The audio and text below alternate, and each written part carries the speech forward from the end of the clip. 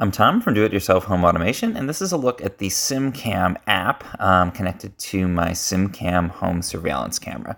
I showed in other videos, this is a neat camera. Simcam sent me one to check out, and it's one of the first home surveillance cameras and actually one of the first Internet of Things devices in general that includes a AI processing chip from Intel on the device itself. And that allows the camera, even though it's just sort of a standard home surveillance camera, to do a lot of AI functions right on the device. And it doesn't have to send video out to a cloud in order to do that. So potentially there's privacy implications there. There's more advanced capabilities that might be possible. And just starting to test this out. So the first thing I've done is just to set the camera up, though, and we'll take a look at how this looks in the app. So interestingly, with Simcam, because it's not streaming to a cloud service, the setup's basically similar to most of the other cameras, but a little bit different. So you download the Simcam app. You can get that in the Play Store or on the Apple Store and install that app. And then you connect it to your home Wi-Fi, which I've already done.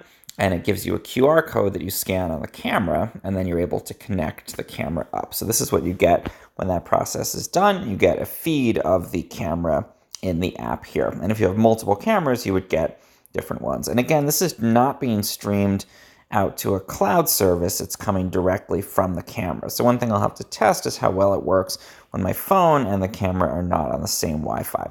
But you can see, I can see the camera there.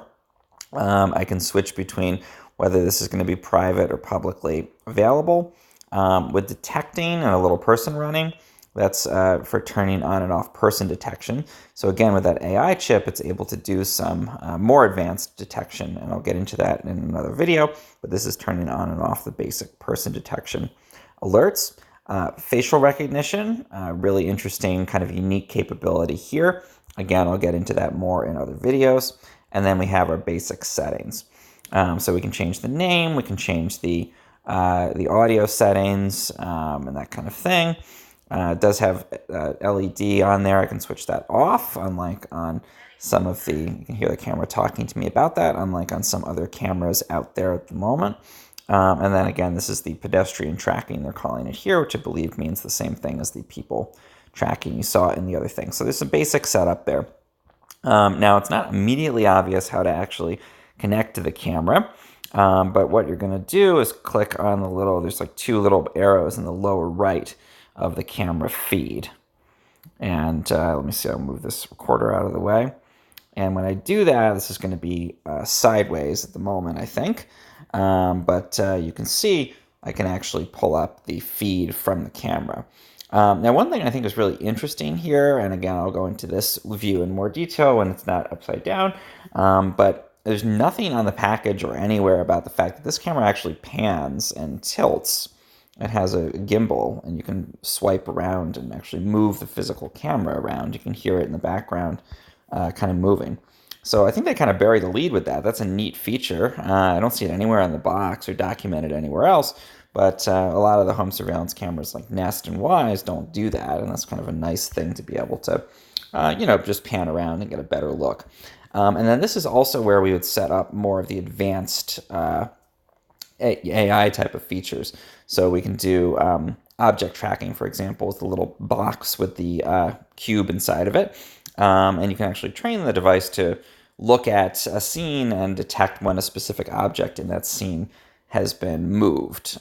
So obviously I'm not that concerned about detecting my trash cans being stolen, but maybe I'd put this inside my garage and connect it for my car, and it would let me know when the car comes and goes. Or you could point it in a retail setting at an object that you didn't want to obviously have taken, and if somebody walked off with it, like a cash register, it would detect that object was missing and let you know.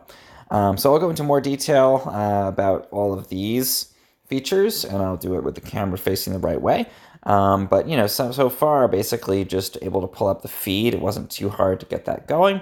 There's not a ton of lag time with the feed. Again, I'll have to see how it works when I'm off network.